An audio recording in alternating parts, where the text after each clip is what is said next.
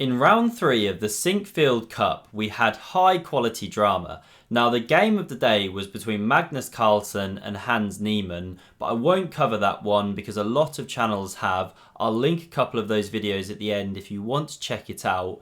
In this one, I'm sticking with Alireza Firouzja and an exceptional piece sacrifice which we saw on the board in his thrilling encounter against Levon Aronian. Now, Firouzja was coming off the back of a bad defeat to Jan Nepomniachtchi. I mean, I say bad, it was a great game by Jan. Jan's proving a bit of a boogeyman for Alireza at the moment, so he was looking to bounce back today. Now, before I get into this, quick shout out to Yadola Zagari. Thanks very much for signing up for membership, and I will be getting some lead chess, blitz chess going against members very soon. So if you're interested in getting involved with that, maybe you want a bit more interaction with some coaching, or you want one of your games analysed, do have a look at memberships, consider that one, let me know if you're interested. On with the game here, so Alireza has white and he kicks off here with pawn to e4. Now Levon goes e5, we had these standard opening moves and Alireza goes bishop c4, the Italian game. Bishop c5 from Lev, now we had d3, and after knight f6, this is the first interesting moment. The most common moves here are pawn c3, castles the king, but Alireza goes h3. You do often see this move too, of course, but after castles from black, well, now Alireza doesn't go with any of this c3 playing for d4 later stuff. He goes knight c3 instead.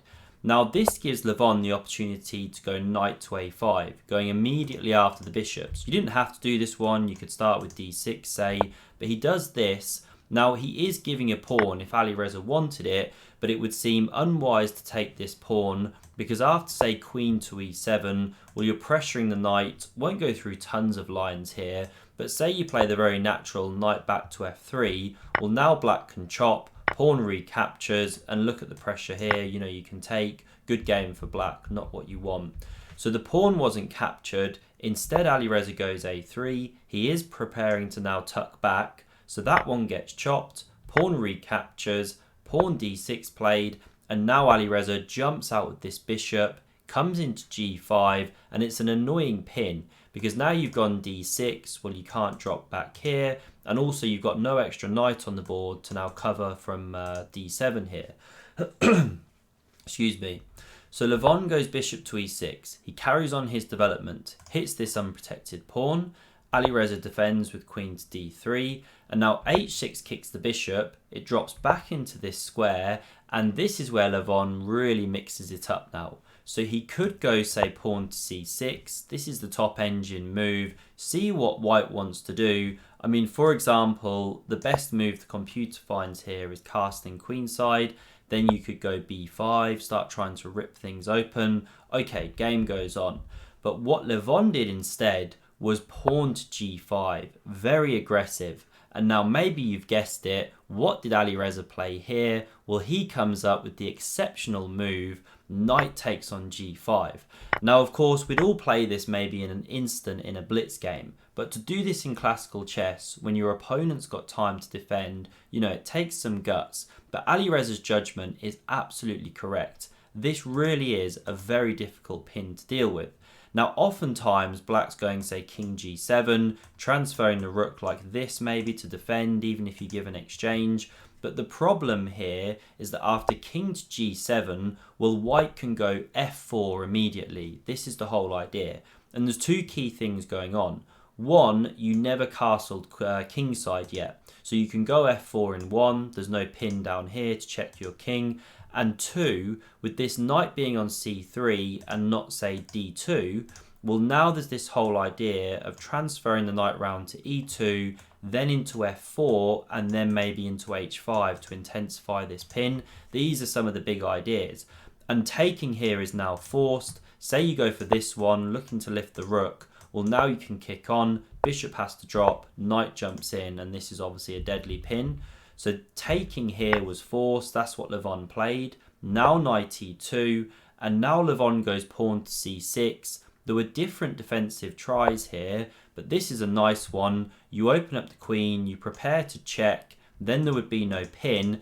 And I mean, let's make a move. Say you capture here like this, I'll just turn on the engine. Well, now the problem is queen a5 check. And if you go b4, well, we take here with check. And because of this pin, this is no good. But even bigger than that, well, you can actually take the bishop on g5. So you have to watch out for this stuff. So Alireza goes b4, best move in the position. You stop that queen from activating. You hit this bishop. It now came into e3. And now we had rook to f1 from Alireza. So he just wants to intensify the pressure here. Excuse me. Can't clear my throat today.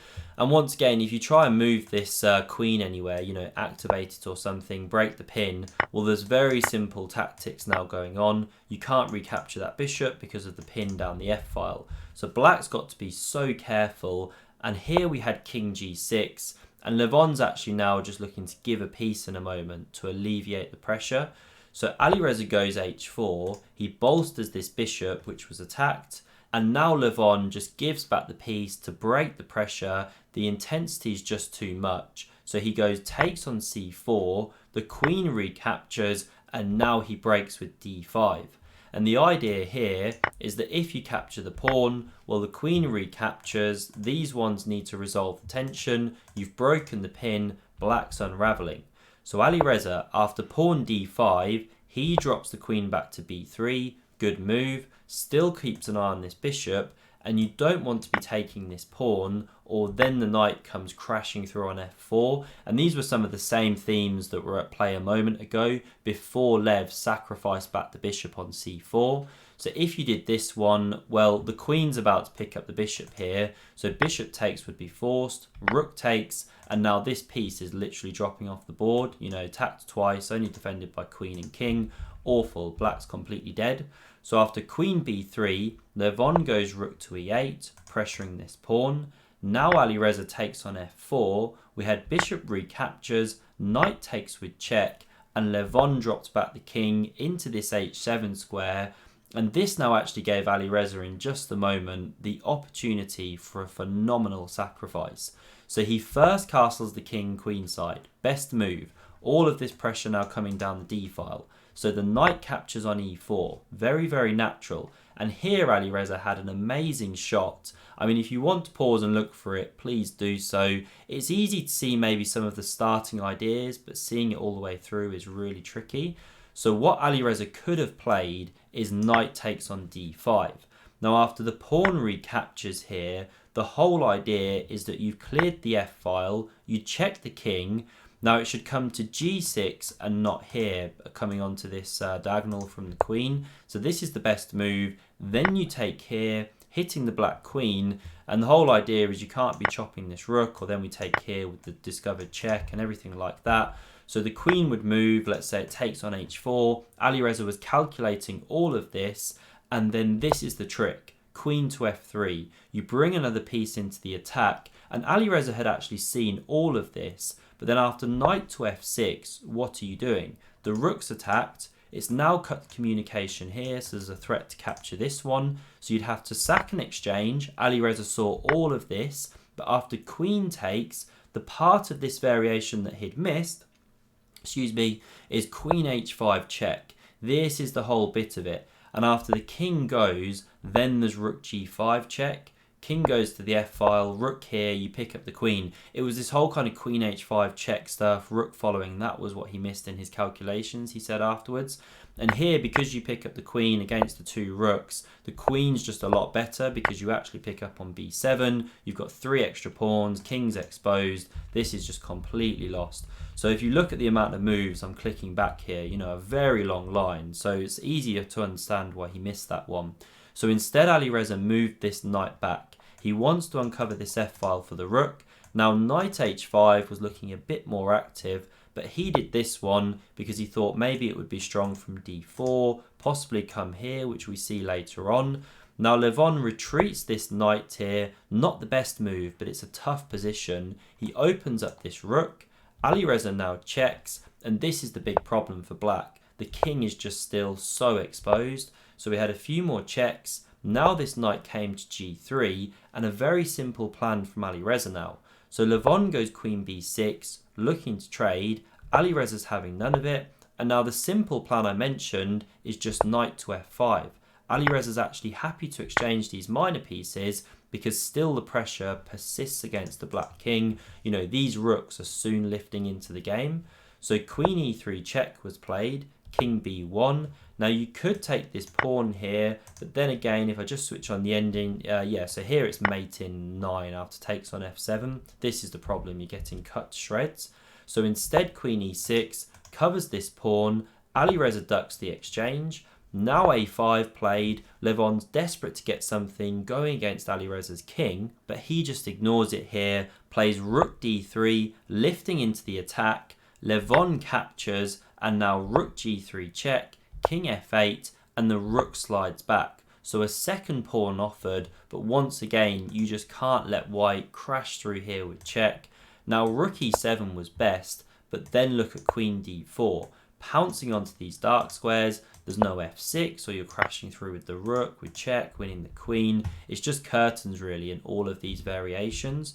But Levon didn't go rook e7. He tried king to g8. I mean, he would have known at this point the game was gone. He was moving quite quickly. Low on time, by the way, as well. You know, 38 seconds here.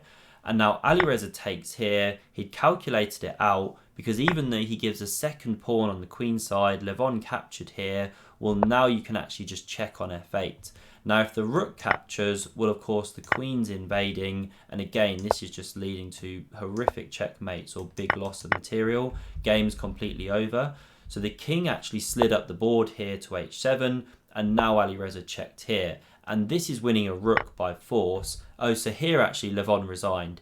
If you capture, rook takes back check, king g6. Now, you can't take immediately or you lose your own rook. But this h-pawn, that's the trick. You check the king, say the king takes it or comes to g5, whatever, doesn't matter. Now you pick up the rook, and this is of course just a hopeless endgame, a rook up for 2 pawns. So a beautiful crush by Alireza, great to see him bouncing back. And if you want to see the Hans Niemann game against Magnus Carlsen, then click on one of these links to the right of me here. I hope you enjoyed this video. Do hit subscribe if you want to see a future one. Thanks for watching and see you soon.